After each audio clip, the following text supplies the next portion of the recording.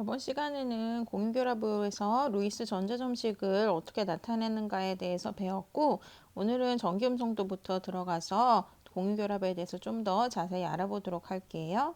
전기음성도 값은 그렇게 어려운 개념은 아니에요. 이걸 어떻게 여러분들한테 설명을 할 거냐면, 우리가 공유 전자쌍을 만들어서 양쪽에 있는 원소가 같이 끌어당기죠. 그죠? 근데 그 끌어당기는 힘이 어떤지를 우리가 한번 생각해 볼 필요가 있어요. 먼저 예를 들어서 H2를 생각해 보자. H2는 뭐예요? 같은 수소끼리 화학결합을 한 거였잖아. 그치? 그럼 같은 수소가 화학결합을 했어요. 그래서 공유 전자쌍을 만들었는데 이 공유 전자쌍을 끌어당기는 힘이 왼쪽 수소랑 오른쪽 수소가 같을까 다를까? 그치? 같겠지. 그치? 같은 수소니까. 그렇죠? 그런데 모두가 다 이렇게 같은 원소로만 이루어지지는 않았었지. 만약에 HCl로 해보자. HCl은 H라는 아이랑 그렇죠? 그 다음에 Cl이라는 아이 껍데기를 다 그리진 않을게요. CL이라는 아이 사이에 이제 공유 전자쌍을 하나 만들어서 이 공유 전자쌍을 끌어당길 거란 말이에요. 근데 H가 이 공유 전자쌍을 끌어당기는 힘이랑 CL이 이 공유 전자쌍을 끌어당기는 힘이 똑같을까요? 똑같지 않죠. 왜 똑같지 않겠어? 그쵸? 얘네들은 핵의 핵전하량도 다르고 껍질 개수도 다르잖아. 그치? 그렇기 때문에 전자를 스스로 끌어당기는 힘 자체가 달라요. 그쵸? H는 주기율표에 비금속이긴 하지만 이 1족 원소였고, CL은 17족 원소였거든요.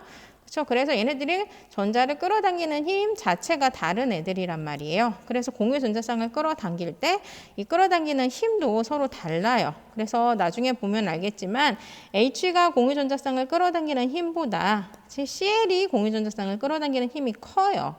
그럼 이제 비유적으로 생각을 해볼게요. 크게 되면 어떤 일이 일어나나 생각해보자. 줄다리기를 한다고 생각해.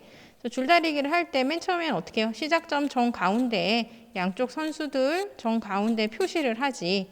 손수건 같은 걸로. 그럼 맨 처음에는 이 표시점이 정 가운데 있다가 이 오른쪽에 있는 애가 힘이 세. 그러면 결국은 어떻게 돼요? 시합이 끝날 때쯤 이쪽으로 치우치겠죠. 그렇죠? 표시점이. 그렇죠? 이해하시죠?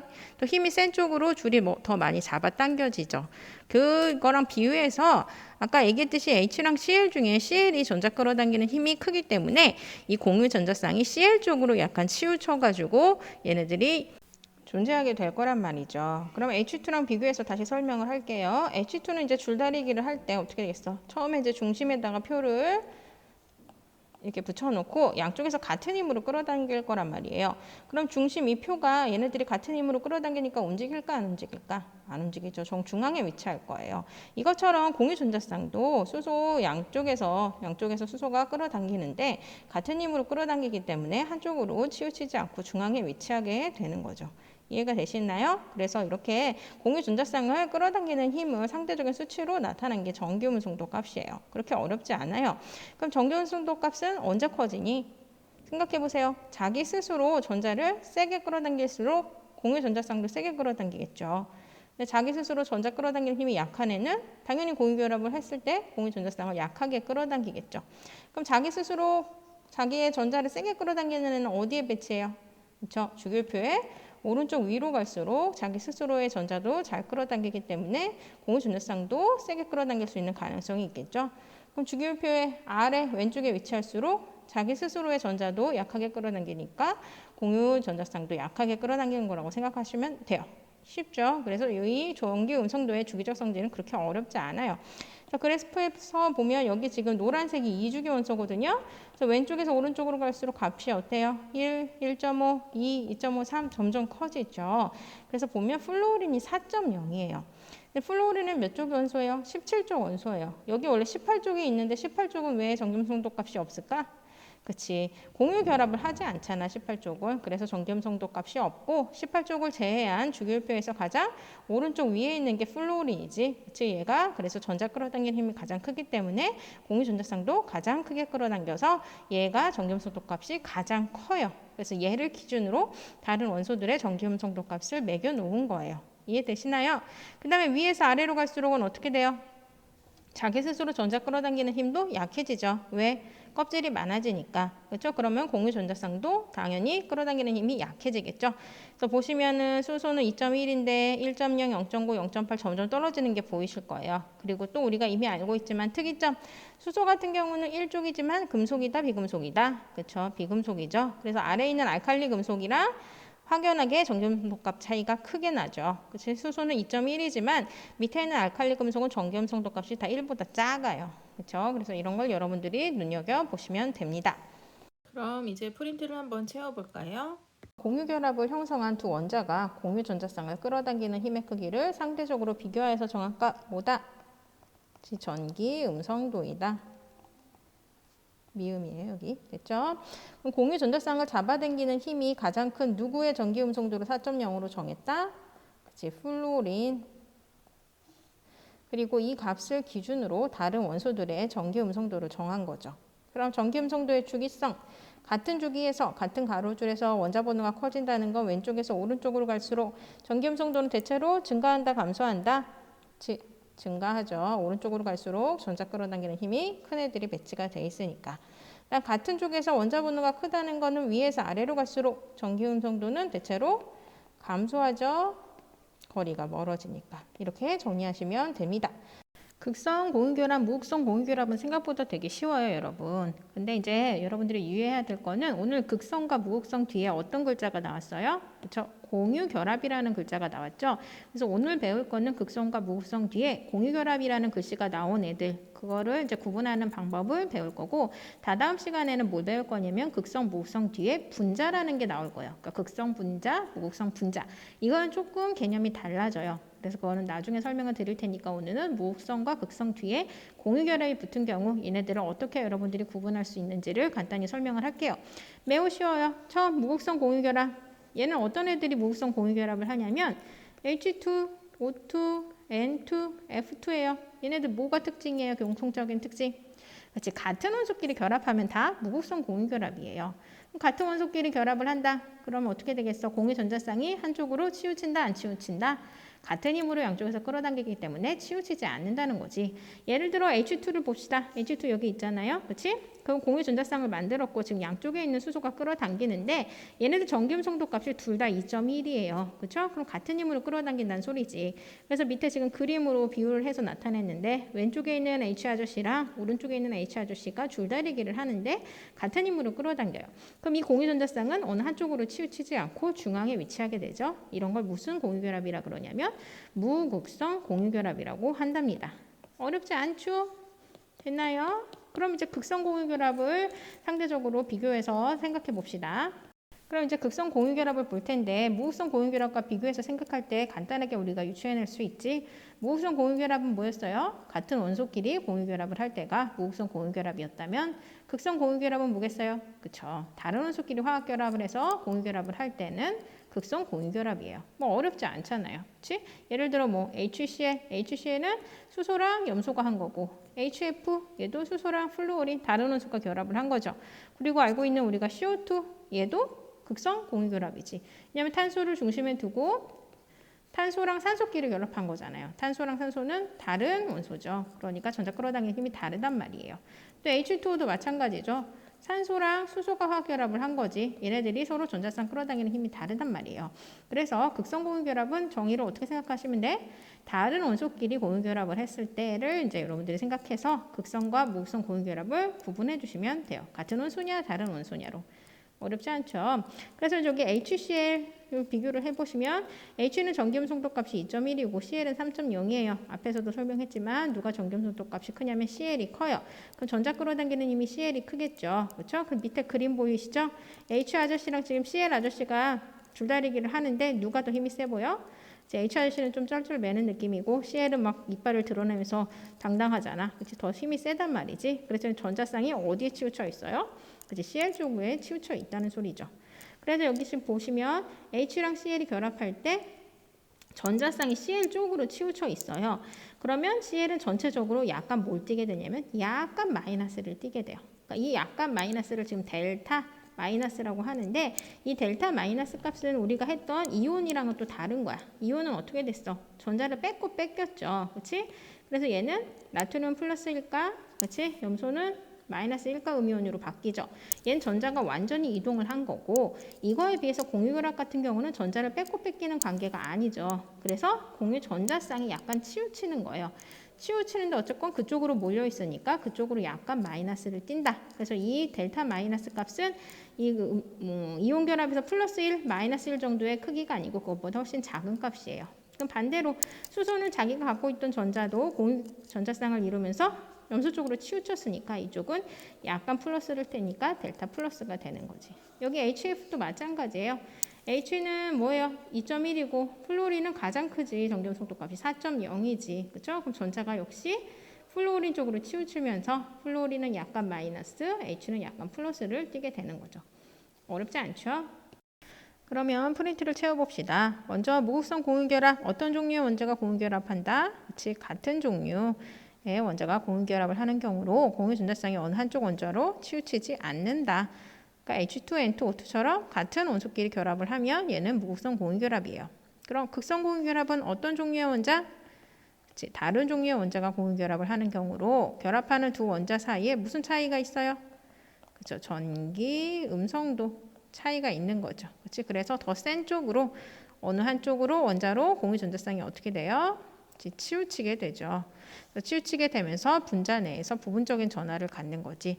예를 들어 HCl은 CL이 정전성도 값이 크기 때문에 그쪽으로 전자가 치우쳐서 델타 마이너스를 띄고 H는 델타 플러스를 띄게 된다는 거죠. 그래서 우리가 아까도 얘기를 했지만 무극성, 극성 뒤에 공유결합이 오는 경우는 얘네들은 어떻게 여러분들이 구분하면 된다. 이제 같은 원소끼리 결합하고 있냐, 다른 원소끼리 결합하고 있느냐로 간단하게 구분해 주시면 됩니다. 그럼 공유결합 물질로는 뭐가 만들어지는지 우리가 알아봅시다. 이온결합 물질로는 뭐가 만들어졌어요? 이온이 만들어졌죠. 대표적으로 NaCl, 그렇죠? NaOH, 이온결합 물질들 우리 다 배웠었잖아. 그렇지? 걔네들은 덕지 집합자를 이루면서 결정을 이루는 게 특징이었죠. 그럼 공유결합 물질로 만들어지는 물질들은 대부분 분자예요. 분자 우리가 알고 있는 분자 누가 있어요? 그렇죠? 물 분자 뭐예요? H2O. 그다음에 이산화탄소 분자, 암모니아 분자, 수소 기체 분자, 그쵸? 산소 기체 분자 이런 게 다 분자란 말이에요. 분자의 특징은 뭐예요? 저 분자를 이루는 원자의 개수가 딱 정해져 있죠. 지금 이 그림에서 지금 분자의 대표적인 물질로 나온 게 이산화탄소지. 이산화탄소는 누구랑 누구로 이루어져 있어요? 탄소 하나에 산소 두 개로 이루어져 있죠. 그래서 이렇게 단위체로 떨어지는 게 분자의 특징이에요. 그래서 대부분의 공유결합은 분자 형태가 많아요. 근데 분자 형태만 있는 게 아니에요. 공유 결정이라는 게 있어요. 우리 결정, 이온에서도 결정을 배웠었잖아.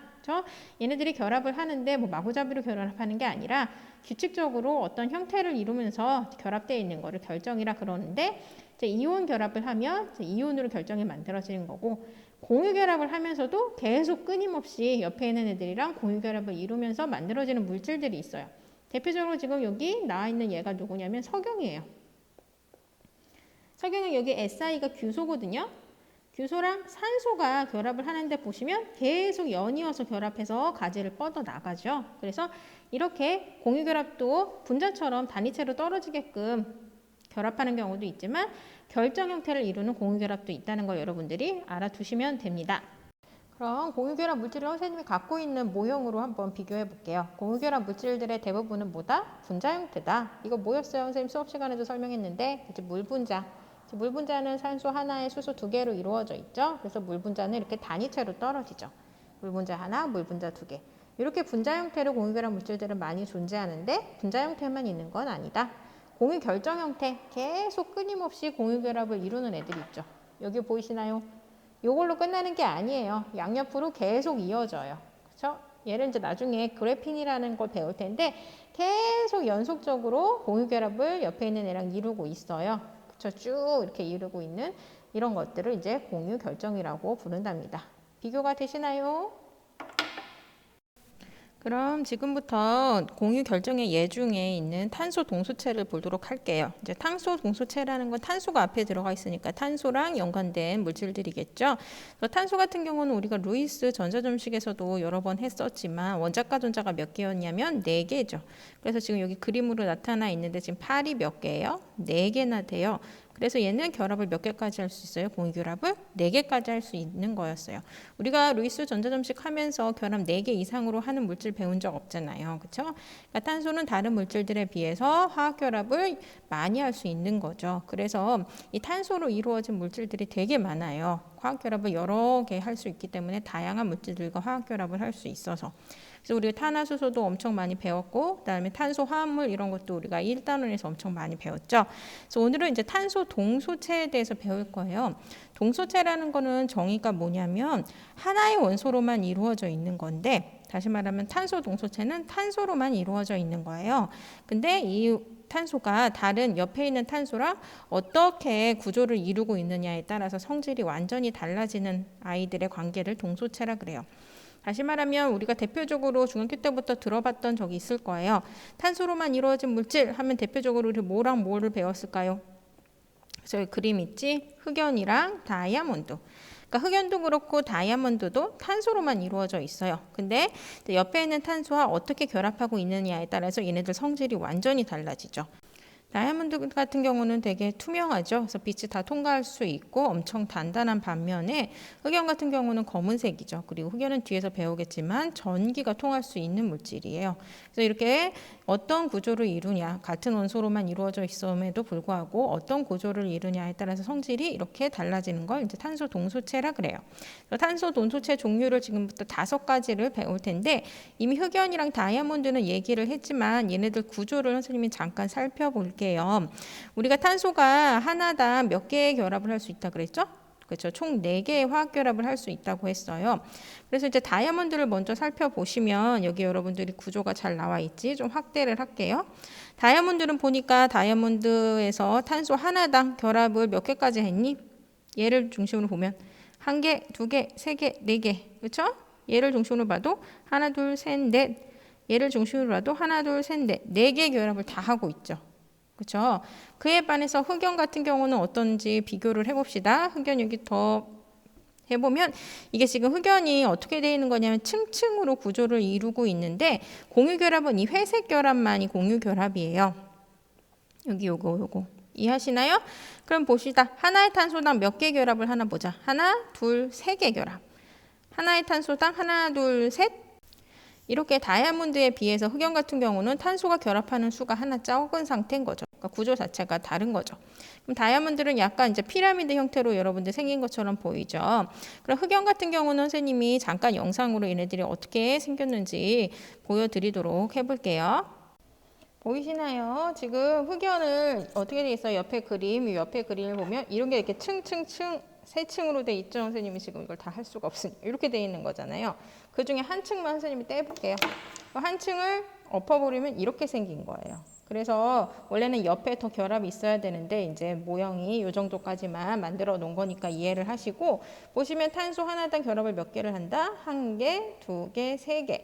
3개를 해서 지금 몇 각형을 이뤄요? 육각형들이 계속 연결돼 있는데 이 연결돼 있는 층이 흑연은 한 층만 있는 게 아니고 어떻게 돼 있어요? 한 층, 밑에 2층, 그 밑에 3층 이런 식으로 겹겹이 쌓여 있는 거예요.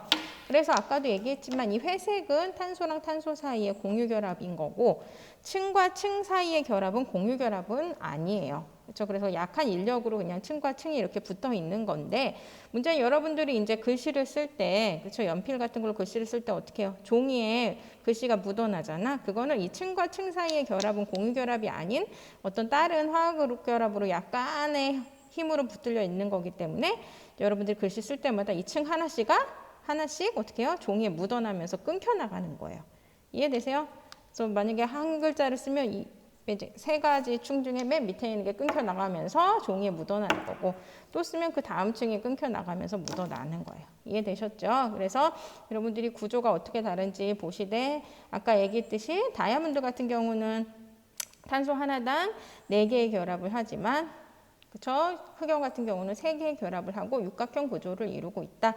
이걸 여러분들이 알면 되시고 그 다음에 여러분들 그 프린트 보시면 좀 이따 그래핀이라는 것도 나올 텐데 그래핀은 이 탄소 하나의 층, 즉 육각형 모양의 이 층이 계속 펼쳐져 있는 한 층이 그래핀이에요.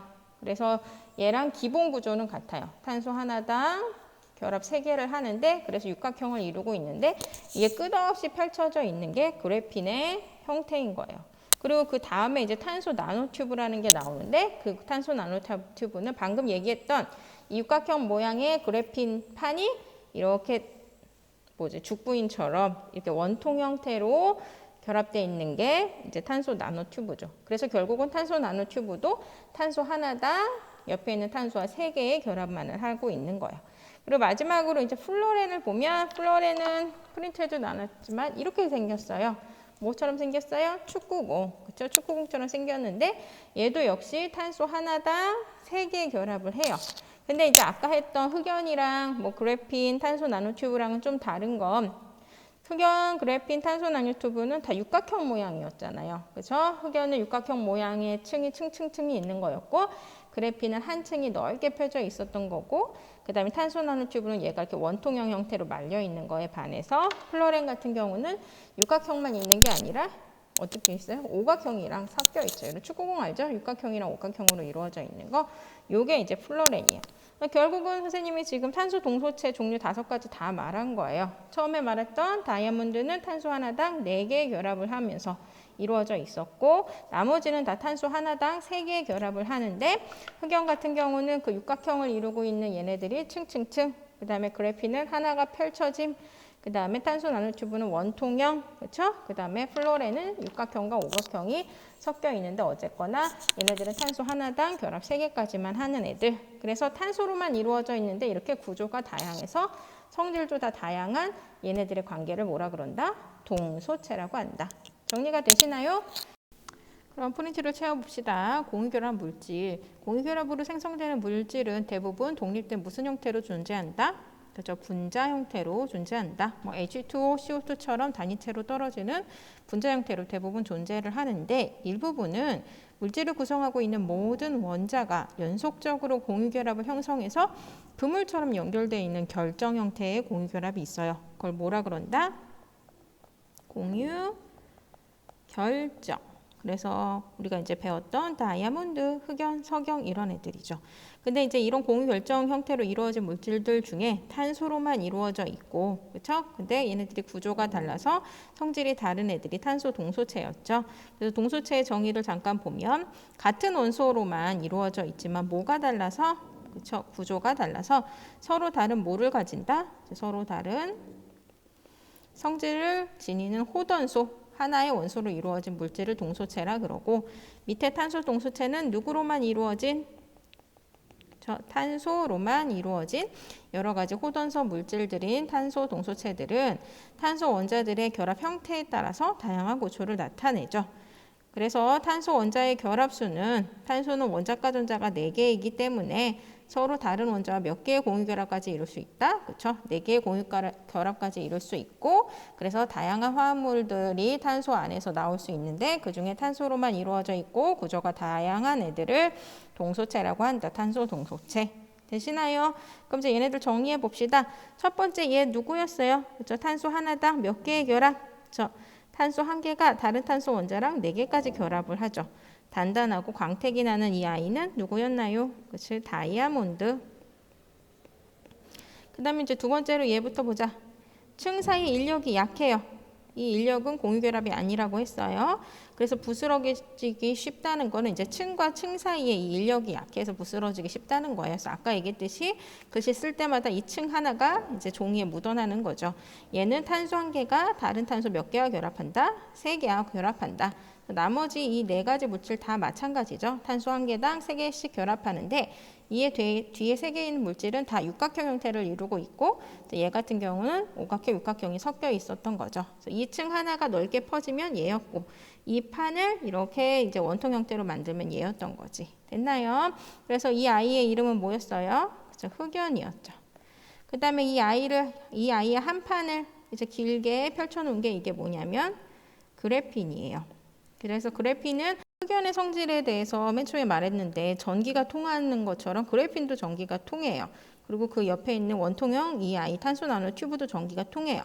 전기가 통할 수 있는 이유는 뭐냐면 흑연, 그래핀 그리고 탄소 나노 튜브가 탄소 하나당 몇 개 결합을 해요? 이제 3개 결합을 하죠. 그럼 탄소는 원자 가존 자수가 원래 4개였잖아. 근데 4개 중에 3개만 결합하니까 전자 하나가 어떻게 돼요? 전자 하나가 결합을 안 한 형태로 있단 말이죠. 그럼 얘가 이동을 하면서 전류를 흘려줄 수 있는 역할을 하게 되는 거예요. 그래서 흑연, 그래핀, 탄소 나노튜브 다 전류가 흘러요. 근데 이제 이런 전류가 흐르는 것 자체가 우리가 뒤에서 배우겠지만 다른 공유결합 물질들은 거의 전류가 흐르질 않아요. 왜냐하면 이제 우리가 이온결합에서도 배웠지만 전류가 흐르려면은 결합이 이렇게 깨지면서 그 안에서 전자가 튀어나와야 되는데 공유결합이 깨지는 경우는 거의 없거든요. 그래서 이렇게 흑연, 그래핀, 탄소 나노튜브는 전류가 흐르는 전기 전도성이 있는데 극히 예외적인 공유결합의 물질 중에 예외성이다라고 여러분들이 알아두시면 돼요. 그래서 이제 전기의 도체가 이제 그래핀의 특징이고 얘는 투명하고요. 그다음에 유연해요. 그래서 구부릴 수 있어요. 그리고 탄소 나노튜브도 전기 잘 통하고요. 열도 전기 잘 통하는 물질들은 열도 잘 통해요. 그리고 이제 강도도 엄청 세요. 그래서 이제 얘는 어디에 사용이 되냐면 엘리베이터, 우주정거장까지 가는 엘리베이터 만든다는 얘기 들어본 적이 있니, 나사에서? 그게 뭐 실행을 할지는 모르겠으나 지구가 있고 지금 우리가 우주에 지구 가까이에 우주정거장이 이렇게 떠 있잖아요. 그럼 이제 우주정거장에 사람들이 거기서 이제 우주인들이 거기서 여러 가지 실험을 하는데 이제 이 우주인들이 살아가기 위해서 거기다 되게 많은 물자를 주기적으로 보내야 되잖아요. 그럴 때마다 지금 우주선을 띄워야 되는 거고 그게 엄청난 돈이 들어간대요. 그래서 이제 그 막대한 비용을 줄이기 위해서 이 지구에서부터 우주정거장까지 엘리베이터를 만드는 계획을 가진 적이 있어요. 그게 뭐 계속 실행 중이지는 모르겠으나 근데 그 계획을 가게끔 할 수 있었던 이유가 뭐냐면 이 탄소 나노튜브라는 물질이 있었기 때문이래요. 그 정도로 강도가 센 거예요. 그래서 뭐 이제 이미 사용은 되고 있대요. 뭐 테니스 라켓이라든지 뭐 이런 강한 충격에 이제 가해지는데도 얘네들이 부셔지지 않는 그런 용품으로 이 탄소 나노튜브가 사용되고 있는데 심지어 방금 얘기했듯이 엘리베이터, 우주 정거장까지 가는 엘리베이터까지 이 물질을 통해서 가능하다라고 본 거죠, 과학자들이. 그리고 이제 그래핀도 단단하긴 단단한데 이제 유연성이 있고 전기가 잘 통하면서 얘는 뭐에 많이 쓰이냐면 액정. 우리 구부러지는 액정 아시죠? 그렇죠? 그래서 이제 그런 곳에 사용이 되고 있다는 걸 여러분들이 알고 계시면 돼요. 그다음 마지막으로 이 축구공처럼 생긴 애는 뭐였어요? 플러렌이었죠. 그래서 얘 같은 경우는 내부가 비어 있어요, 이 공간이. 그렇죠? 그래서 거기에 다른 원자나 분자를 가두어서 실험을 할 수 있는 역할을 할 수가 있고 그리고 어쨌거나 구형태잖아요. 그래서 구형태는 안정성이 강해요.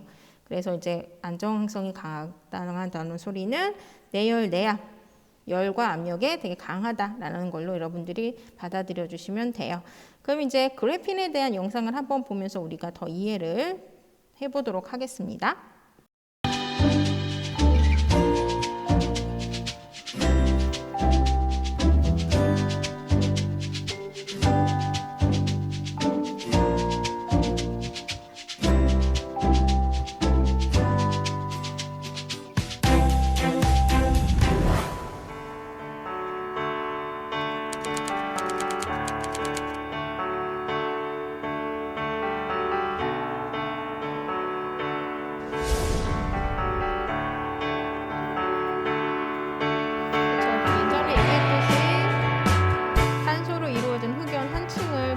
그래핀이 돼요.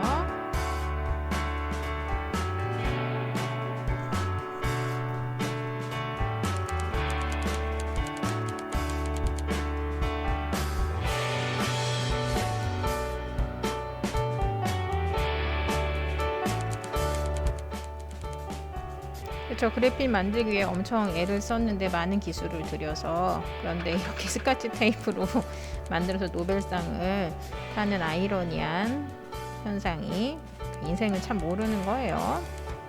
어쨌거나 육각형 벌집 구조로 이루어져 있는 게 그래핀이죠. 얘 특징을 보면은 얇고 투명하대요. 이 얇음이 눈으로 볼 수 없을 만큼 얇다죠. 300만 장을 겹쳐도 1mm 밖에는 두께가 안 되고 강도가 강철의 200배, 전자 이동, 전기 전도성은 실리콘의 100배,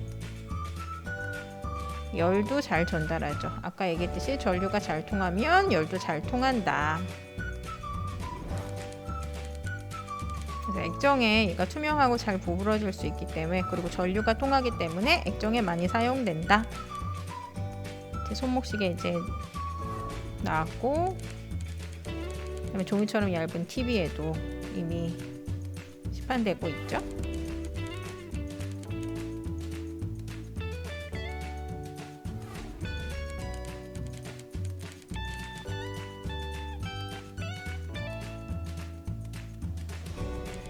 그리고 이제 스마트 윈도우라는 것도 있대요. 커튼 안 달고 저렇게 창문 형태를 이것으로 만들면 저런 식으로 정기적으로 빛을 차단할 수 있는,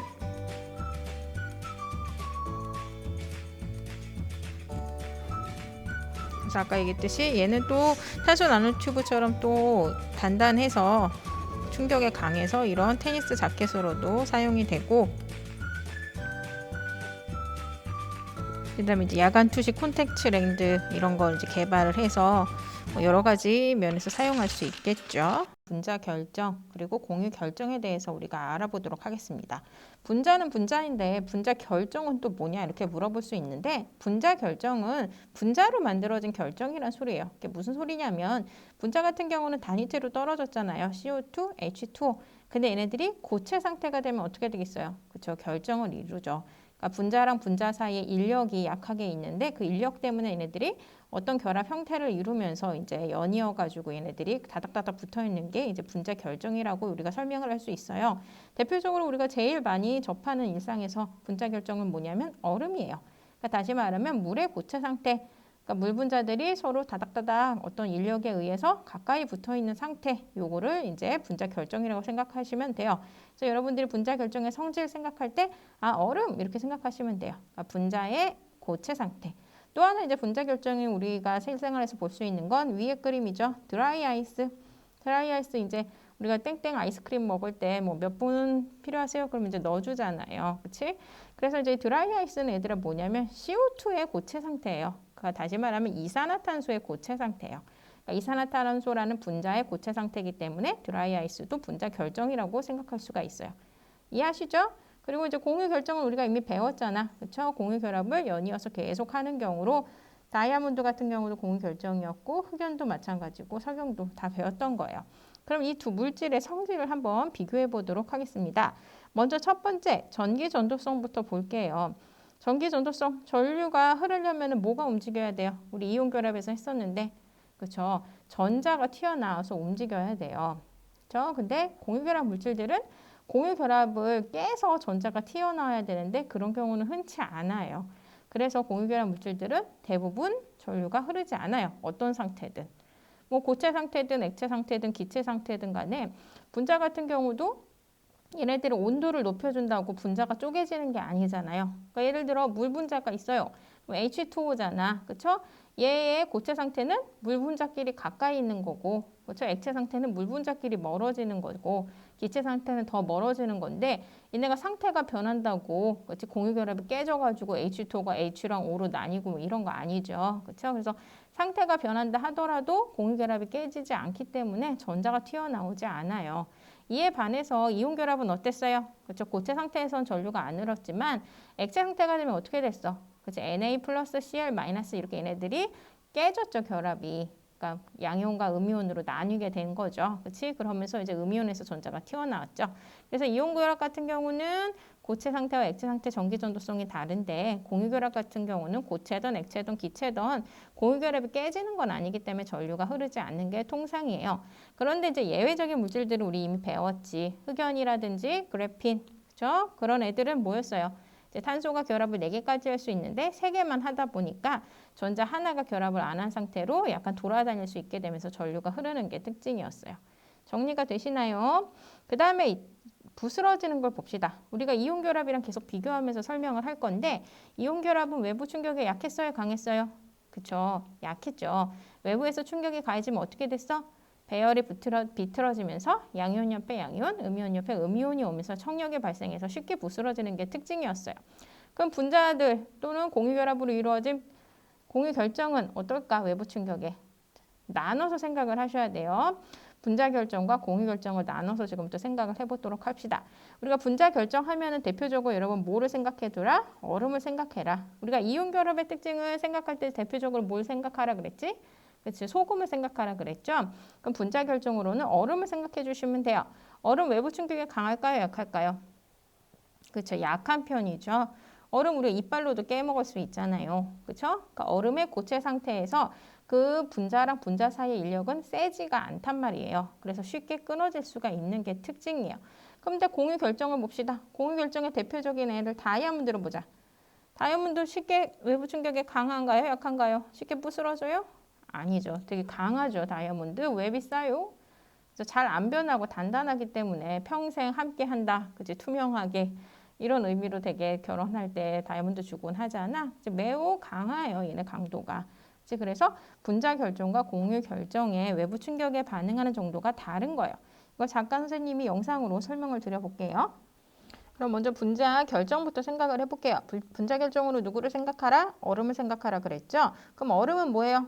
물 분자랑 물 분자가 서로 가까이 붙어서 분자끼리의 힘이 작용해서 어떤 형태를 이루면서 결정 형태로 있는 게 얼음이죠. 그렇죠? 그럼 얘네들을 녹이려면 어떻게 해줘라? 이제 열을 가라. 그럼 열을 가면 어떻게 된다? 물 분자가 이렇게 끊어져요? 아니죠. 물 분자 형태는 그대로 있지. 그럼 분자랑 분자의 사이 힘이 보다 진동이 커지면 이제 얘네들이 이동하면서 액체 상태가 된 거지.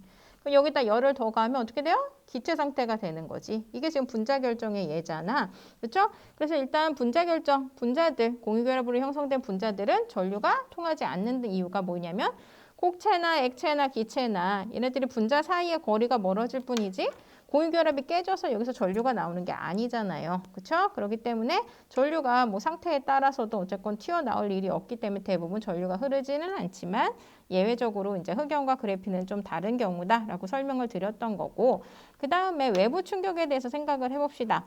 지금 분자 결정은 이거잖아요. 고체 상태. 그렇죠? 그럼 외부 충격이라는 소리는 밖에서 외부 충격이 가해졌어요.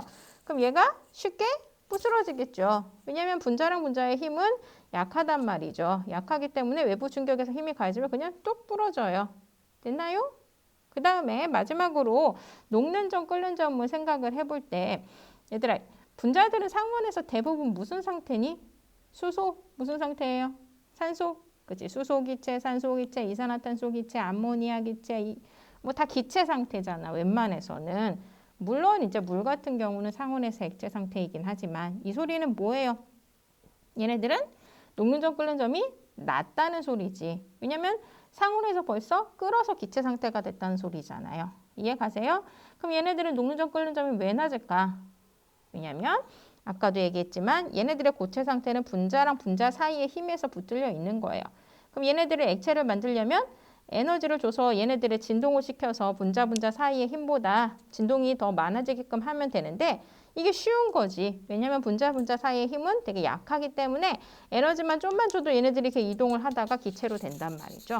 그래서 분자들, 그렇지? 분자들이 얘네들의 상온에서의 상태는 대부분 기체 또는 액체 상태인 이유는 분자 간의 힘이 약하기 때문에 금방 액체로 되고 금방 기체로 되기 때문이에요. 됐나요? 그러면 이제 공유 결정과 비교해 봅시다. 공유 결정 같은 경우는 일단 잘 부스러질까요? 다이아몬드가 대표적이라 그랬는데 잘 안 부러지죠. 그렇죠? 걔네가 부러지는 거. 얘는 플로렌이긴 한데 얘가 부서지려면 이 공유 결합이 끊어져야 돼요. 근데 이 공유 결합 끊어지는 게 쉽지가 않아요. 그렇죠? 아까 분자들은 분자와 분자 사이의 힘보다 큰 힘이 가해지면 끊어지는데 공유 결정 같은 경우는 잘 끊어지지 않는 게 특징이어서 외부 충격에 강한 편이고, 녹는 점 끓는 점도 어떨까? 얘네들 녹이려면 어떻게 해야 돼? 이렇게 다 뜯어야 되는데 이게 쉽지 않다는 거지. 그치? 그래서 녹는 점 끓는 점도 되게 많이 높은 편이에요. 이해가 되나요? 그래서 분자 결정과 공유 결정의 차이점을 여러분들이 생각하고 인지를 하셔야 됩니다. 그러면 프린트를 한번 채워보도록 합시다. 공유결합 물질의 성질은 먼저 전기 전도성은 전자쌍이 자유롭게 움직일 수 없기 때문에 고체나 액체 상태에서 전기 전도성이 거의 없다. 그렇지만 누구는 예외다. 뭐 흑연, 나노튜브, 그 다음에 또 누구 있었어요? 그치, 그래핀도 있었죠. 얘네들은 결합을 3개밖에 안 하기 때문에 나머지 전자가 이동할 수 있게 되면서 전류가 흐를 수 있다. 예외로. 됐나요? 그 다음에 결정의 부스러짐은 이제 외부 충격에 강하냐 약하냐를 물어보는 거예요. 선생님이 분자 결정과 공유 결정 나눠서 생각하라 그랬죠? 분자 결정으로 누구 생각하라? 얼음 생각하라. 그럼 얘네들 잘 부스러져요? 안 부스러져요? 잘 부러지죠. 그쵸? 분자 사이의 인력을 깨면 되는 거기 때문에 그 분자 사이 인력은 약해서 외부에서 가해지면 쉽게 부스러지죠. 이해하시죠? 반면에 공유 결정 누구 있어요? 다이아몬드. 얘네들은 공유 결합을 깨야지만 부서지는 건데 원자들이 강하게 공유 결합으로 결합되어 있기 때문에 단단하죠. 그다음 녹는 점과 끓는 점. 그렇죠? 분자 결정 같은 경우는 상온에서 대부분 무슨 상태다? 그렇죠? 상온에서 대부분 기체, 뭐 수소기체, 산소기체, 이산화탄소기체, 암모니아기체 또는 이제 예외로 물 같은 경우는 액체 상태예요. 그러니까 기체건 액체건 간에 이미 녹았고 이미 끓었다는 소리예요. 상온에서. 다시 말하면 얘네들은 분자 사이 인력이 약하기 때문에 열을 조금만 가해도 분자랑 분자 사이가 멀어질 수 있다는 거죠. 그래서 비교적 녹는 점과 끓는 점이 낮은 편인 거고 공유 결정 같은 경우는 다이아몬드 상온에서 무슨 상태예요? 그쵸, 고체 상태. 또 다이아몬드뿐만이 아니라 뭐 플루렌, 탄소 나노튜브 다 상온에서 고체 상태죠. 석영도. 다시 말하면 얘네들이 녹이려면 공유 결합과 공유 결합을 끊어줘야 되는데 걔네들이 강하게 돼 있기 때문에 녹는 점이 매우 높다가 특징인 거죠. 이해가 되시나요? 그래서 밑에 표를 분석하시면 지금 분자 결정과 공유 결정을 비교해서 생각하시면 분자 결정은 지금 이게 수소 기체고 그다음에 메테인 기체잖아. 그렇죠? 이미 녹는 점과 끓는 점이 다 영하예요. 그래서 수소 같은 경우는 영하 253도에서 벌써 끓어서 기체 상태가 된 거고 메테인은 영하 164도에서 이미 끓었다는 소리죠. 그거에 비해서 공유 결정 같은 경우는 공유 결정 사이에 있는 그런 공유 결합이 깨져야지만 액체 상태가 되는 거기 때문에 다이아몬드 녹는 점이 4440도라고 합니다. 훨씬 높고 그래서 상온에서 고체 상태가 될 수밖에 없는 거죠. 그러면 이제 우리가 금속 결합을 조금 배우고 다시 이제 분자의 구조를 배울 건데 금속 결합은 어떻게 되는 게 금속 결합이냐? 앞에 이온 결합과 공유 결합과 비교해 보자. 이온 결합은 뭐였어요? 전자를 뺏고 뺏기는 거였죠. 그래서 뺏기는 쪽은 이제 전자를 원래 양성자 개수랑 같았다가 뺏기다 보니까 양성자가 상대적으로 많아서 플러스를 띠게 되고 반대로 뺏어오는 쪽은 전자 개수가 상대적으로 양성자보다 많기 때문에 마이너스를 띠게 되면서 플러스랑 마이너스 사이에 결합이 형성되는 게 이온 결합이었죠. 공유 결합은 니 거 내 거 전자 하나씩 서로 공유해서 공유 전자쌍으로 같이 끌어당기면서 결합을 형성하는 거였어요. 그럼 금속 결합은 이제 어떻게 형성하나 지금부터 보도록 해볼게요. 금속 결합 같은 경우는 얘들아 금속으로 이루어져 있어요. 금속이라는 거는 전자 끌어당기는 힘이 강한 애들이에요? 약한 애들이에요? 약한 애들이죠. 그래서 일단 금속 원자들이 이렇게 서로 결합을 형성을 할 때 무슨 일이 일어나냐면 결합을 이제 중성 상태 원자들이 모이면 얘네들이 아까 얘기했듯이 전자 끌어당기는 힘이 약해요. 그래서 얘네들이 갖고 있던 전자가 밖으로 튀어나와서 막 자유롭게 이동을 하기 시작을 해요. 그럼 얘네들이 갖고 있던 전자가 튀어나온 거잖아. 그치? 튀어나오면 얘네들은 뭐가 되겠니? 원래는 양성자 개수랑 전자수가 같다가 전자가 튀어나갔어요. 그러면 금속 양이온이 되겠죠? 그럼 금속 양이온이 배열이 돼 있는데 금속 양이온은 서로 다 플러스잖아요. 그럼 얘네들을 서로 묶어줄 애가 필요한 거예요. 마이너스를 띠는 누가 얘네들을 묶어줄까? 그렇죠. 얘네들 전자, 튀어나온 전자. 근데 이 전자는 자유롭게 이동을 하면서 양이온들의 금속들을 묶어주기 때문에 얘네들을 자유전자라고 합니다. 영상으로 금속 결합을 잠깐 설명해 봅시다. 여기 지금 금속 양이온들이 있는데 파란 애가 자꾸 돌아다니죠. 얘네들이 누구예요? 그죠? 자유롭게 돌아다니는 자유전자가 금속 양이온들을 이어주고 있는 거예요. 근데 이따 설명을 하겠지만 금속은 전류가 당연히 잘 통할 거예요. 왜냐하면 이렇게 전극을 그어주면 맨 처음에 무질서했던 자유전자가 어떻게 되겠어요? 그치? 일률적으로 한쪽 방향으로 이동을 하죠. 그러면서 이제 전류가 흐르게 되는 게 금속의 특징이 되겠습니다. 그리고 이 금속 결정은 무슨 모형이라 그러냐면 전자 바다 모형이라 그래요. 그래서 전자가 막 이렇게 파도처럼 막 움직이는 그 가운데에 금속 양이온이 이렇게 떠 있다 그래가지고 그게 무슨 전자 바다 모형이라고 하는데 뭐 적절한 비유인가요? 됐나요? 그럼 이제 금속 물질의 성질을 보도록 합시다. 금속 물질의 성질은 선생님 방금 얘기했었죠. 먼저 전기 전도성은 당연히 크죠. 우리 금속하면은 전류 흐른다를 먼저 생각을 해야 되지. 뭐 금속으로 다 전선 안에 있는 그죠 구리 뭐 이런 걸로 우리가 전류를 흘려주잖아요. 이미 사용하고 있죠. 그렇죠? 그래서 그 전류가 잘 흐르는 이유는 뭐 때문이다? 그치? 자유전자가 자유롭게 이동하면서 전류를 형성하기 때문이다. 그리고 이렇게 전류가 잘 통하는 애들은 열도 잘 통해요. 그래서 전자가 열을 또 전달해주는 역할을 도와주기 때문에 그래서 전기 전도성이 큰 게 금속의 특징이고 열 전도성도 크죠. 그 다음에 금속은 외부 충격이 강할까 약할까? 그렇죠. 금속은 잘 부스러지지 않아요. 왜냐하면 자유전자의 유동성 때문인데 우리가 이온 결정은 어땠어요? 외부 충격에 매우 약했던 이유가 뭐였어요? 이제 배열이 비틀어지면 양이온 옆에 양이온, 음이온 옆에 음이온이 오면서 그 청력으로 깨지는 게 특징이었네. 그렇죠? 근데 금속은 어때요? 지금 보시면 외부에서 충격이 강해졌어. 지금 왼쪽 그림을 보면. 그렇죠? 가해졌을 때 배열이 비틀어지는데 그 배열이 비틀어진다 하더라도 결합을 계속 유지할 수 있는 이유는 자유전자가 유동적으로 움직이면서 다시 금속 양이온들을 묶어주기 때문이에요. 이해 가시죠? 그래서 우리 옛날에 대장간 아시죠? 무슨 소리가 나요? 대장간 가면 망치 소리가 나지. 그치? 망치로 엄청 이렇게 계속 때려도 그치? 금속이 깨지기보다는 얇게 퍼지는 특징이 되는 거죠. 그러니까 외부 충격에 얘네들이 쉽게 부스러지지 않고 대신 얘네들은 얇게 퍼지겠죠. 이런 걸 이제 전성과 연성이 크다라고 설명을 할 수가 있습니다. 그럼 프린트를 채워보도록 하겠습니다. 금속 결합은 금속 원자에서 떨어져 나온 전자로 한 원자에 속해 있지 않고 수많은 금속 양이온 사이로 자유롭게 이동할 수 있는 누가 존재한다? 그치, 자유전자가 존재한다. 그래서 얘가 수많은 금속 양이온들을 묶어주는 역할을 한다. 그리고 금속 결합은 금속 원소의 모와 모 사이의 정전기적인 인력일까요? 그쵸? 금속 양이온과 자유전자가 묶여 있는 거죠. 됐죠? 그럼 금속 결정은 금속 결합을 이루어진 결정으로 전자의 바다 속에 금속 양이온이 규칙적으로 배열된 구조를 하고 있어서 무슨 모형이라고 한다면 전자 바다 모형이라고 한다. 됐나요?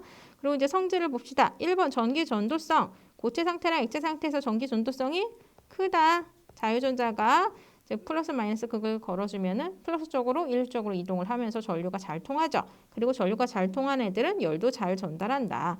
그래서 열 에너지를 얻은 자유전자가 인접한 자유전자와 금속 양이온에게 열 에너지를 전달하기 때문에 열 전도성도 크다.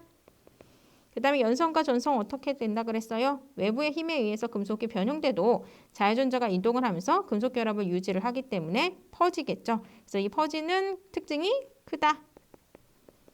마지막으로 녹는 점, 끓는 점을 봅시다. 녹는 점, 끓는 점의 금속은 어떤 편일까? 높은 편이겠지. 왜냐면 금속들 대부분 다 상온에서 다 무슨 상태였어요? 고체 상태였어요. 하나 빼고 누구? 수만 액체였죠. 그러니까 녹는 점을 많이 높여줘야 상온에서 녹기 시작한다는 것을 의미하겠죠. 이해되시나요? 그럼 마지막으로 화학결합의 상대적인 세기 비교만 보고 마무리하도록 하겠습니다. 화학결합의 상대적인 세기는 뭘로 비교하면 될까? 우리 이온결합에서 이온결합력이 크다는 걸 뭘 가지고 우리가 비교했어요? 그쵸? 녹는 점 가지고 비교를 했죠. 그 결합을 깨기 위해서는 어떻게 해야 돼요? 에너지를 가해주고 그 결합이 이제 결합보다 진동수가 커지면 얘네들이 녹기 시작한다. 뭐 이런 걸로 우리가 배웠었잖아. 그치? 그래서 녹는 점이 높은 물질들이 결합력이 강하다라고 여러분들이 생각해 주시면 돼요. 그럼 지금 5가지 물질을 한번 비교를 해보면 지금 제일 녹는 점이 높은 물질로 다이아몬드가 나왔어요. 다이아몬드는 무슨 결정이었죠? 그렇죠. 공유 결정이었죠. 그래서 다이아몬드를 녹이려면 공유 결합을 다 깨줘야 되는데 그게 쉽지 않다. 그래서 얘는 4440도까지 올려야지만 공유 결합이 깨지면서 녹아 들어갈 수 있는 거죠. 됐나요? 그 다음에 다음으로 녹는 높은 애가 산화칼슘이네. 얘 무슨 결합일 것 같아? 산화칼슘, 산화칼슘. 칼슘은 금속, 산소는 비금속. 무슨 결합? 이온 결합. 이온 결합도 센 편이죠. 그래서 2613도까지 올려줘야지 산화칼슘은 녹는다고 합니다. 산화알루미늄은 무슨 결합일까요? 알루미늄이 누구랑 결합한 거? 그치, 산소랑 결합한 거. 알루미늄 금속, 산소 비금속, 얘도 이온 결합. 그다음 칼슘은 뭐예요? 금속이죠. 그러니까 금속 결합일 거고. 알루미늄 뭐예요? 금속이죠. 금속 결합이죠. 그래서 여기 그래프를 비교를 해보면 지금 5가지 물질 중에 공유 결정이 지금 가장 단단한, 그렇죠? 다이아몬드가 가장 결합력이 센 걸로 나왔고, 그 다음에 이온 결합 물질인 산화칼슘과 산화알루미늄이 그 다음으로 그다음 마지막으로 금속 결합인 칼슘과 알루미늄이 결합력이 이 5가지 물질 중에는 상대적으로 낮은 편으로 나오긴 했어요. 근데 항상 이 경향성을 따르는 건 아니에요. 물질마다 항상 차이가 있기 때문에 여러분들이 문제에 나오면 그냥 각 물질의 녹는 점을 보고 녹는 점이 높을수록 결합력이 세다라고 비교를 해주시되 그냥 대체적인 경향성은 이렇다라는 걸로 여러분들이 정리해 주시면 됩니다.